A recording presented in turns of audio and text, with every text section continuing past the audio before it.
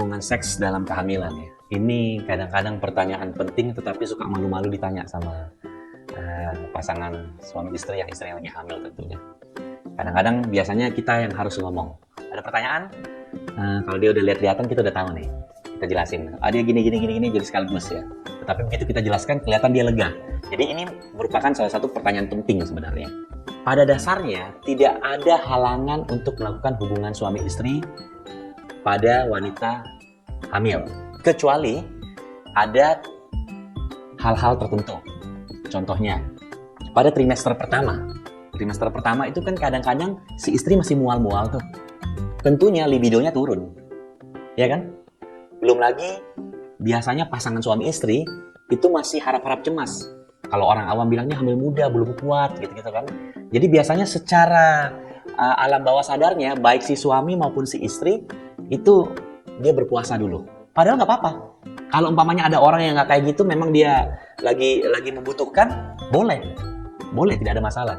Kecuali pada saat dia melakukan pemeriksaan, USG contohnya, dokter ngeliat di dalam rahim nih ada flek-flek nih. Jangan berhubungan dulu ya, jangan olahraga dulu, jangan banyak gerak dulu, jangan banyak jalan dulu. Nah itu dia tahu. Tapi kan ada kalanya orang nggak tahu. Nah, kalau nggak tahu, yang penting asal tidak keluar flek nggak apa-apa. Maka itu penting kadang-kadang melakukan pemeriksaan juga di trimester pertama. Kadang-kadang ada perdarahan di dalam rahim, tetapi dia belum keluar ke bawah. Kalau umpamanya sudah keluar ke celana dalam contohnya, pasti saya yakin nggak akan berani mereka melakukan hubungan seksual. Bahkan mungkin jalan pun dia takut.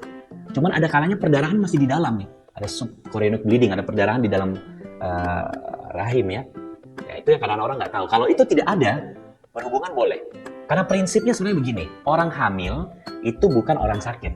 Kehamilan itu adalah suatu proses normal pada seorang wanita. Kecuali jika ada hal-hal tertentu, ada penyulit-penyulit tertentu, contohnya ada flek, ada kontraksi rahim, ya itu nggak boleh. Jadi orang hamil itu apa aja boleh. Olahraga boleh, naik mobil boleh, naik pesawat boleh, ngojek boleh, hubungan suami istri boleh. Cuma apa? Harus terukur. Contohnya lah, hubungan suami istri ya tentunya dia harus posisi-posisi yang aman, dengan gerakan-gerakan juga yang tidak bisa terlalu bebas, ya kan? Sama dengan halnya olahraga. Dia mau olahraga boleh. Cuman kalau sebelumnya mungkin dia olahraganya main basket kali, loncat-loncat gitu ya jangan dulu. Mungkin dia ambil yang lebih ringan, entah dia jogging atau dia berenang ya seperti itu.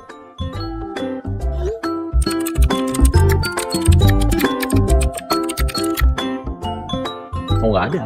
Selama kehamilannya normal, dokter melihat dengan USG tidak ada tanda-tanda bahaya, contohnya perdarahan di dalam rahim tidak ada, boleh-boleh aja. Cuman sekali lagi ditekankan harus terukur. Terukur tuh dalam artian yang wajar lah, yang namanya orang lagi hamil.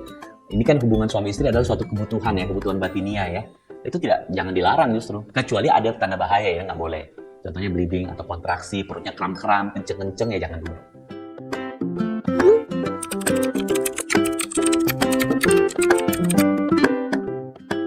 Di dalam sperma tuh ada zat prostaglandin ya, di mana dia itu dapat memicu munculnya kontraksi. Dari teori sebenarnya itu kontraksi rahim bisa muncul pada saat trimester ketiga ketika sperma ejakulasi di dalam liang senggama atau vagina. Tetapi banyak pengalaman-pengalaman kita juga kadang-kadang di trimester pertama kedua itu suka terjadi tuh, datang perutnya kram-kram kenceng. Kenapa? Kita tanya, oh iya ternyata 1-2 hari lalu ada hubungan suami istri. Nah makanya biasanya dokter kandungan tuh menyarankan kalau bisa sebelum waktu persalinan, kalau ada hubungan suami istri, sebaiknya ejakulasi suami itu tidak di dalam liang senggama, atau dengan kata lain mungkin dia senggama terputus, atau dia memakai pelindung kondom, itu bisa seperti itu. Justru pada saat dia mau lahiran setelah 9 bulan lebih, kadang-kadang disarankan supaya apa? Memancing kontraksi alami dari rahim itu sendiri supaya untuk memulai kontraksi untuk persalinan seperti itu.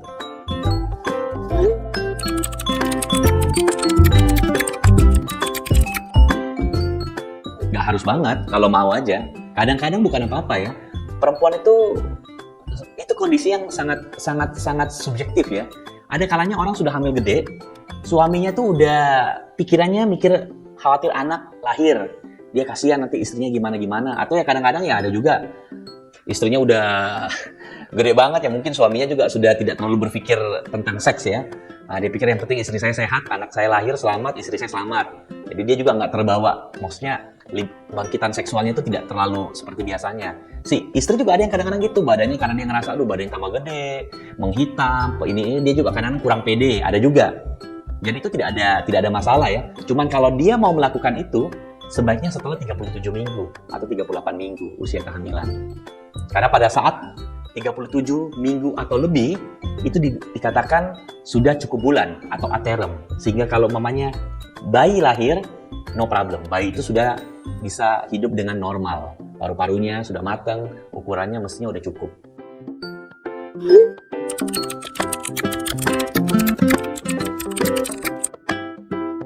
Ya, salah satunya tentunya untuk merangsang munculnya kontraksi untuk memulai persalinan. Seperti itu. Cuman memang, ini satu lagi nih. Pada saat 9 bulan mau melakukan hubungan suami istri, harus ditekankan kebersihan daerah genital suami dan istri itu penting. Terutama, mohon maaf, laki-laki. Kadang-kadang laki-laki mungkin dia membersihkan daerah kemaluannya aja. Padahal sebenarnya yang kotor itu daerah sehingga ke anus. Jadi biasanya kita menyarankan ketika pasangan suami istri ini ingin melakukan hubungan suami istri pada saat kehamilan sudah 9 bulan tentunya, itu sebaiknya mereka bersih-bersih, entah mandi, atau si laki-laki ini membersihkan kemaluannya hingga ke anus, cebok lah istilahnya. Sama, si perempuan juga begitu. Untuk meminimalisir kuman yang ada potensi terdorong masuk ketika proses senggama tersebut. Kadang-kadang, kalau kondisi tidak bersih, hubungan suami istri bisa jadi bumerang. Kuman yang ada di luar vagina terdorong ke dalam. Akhirnya apa? Kumannya masuk ke dalam rahim, menggerogoti selaput ketubannya, total ketubannya bocor. Itu makanya kadang-kadang ada orang ketubannya bocor. Nah, itu bisa dikatakan KPD ya, ketuban pecah dini, karena terjadi bocornya ketuban sebelum munculnya fase persalinan, seperti itu.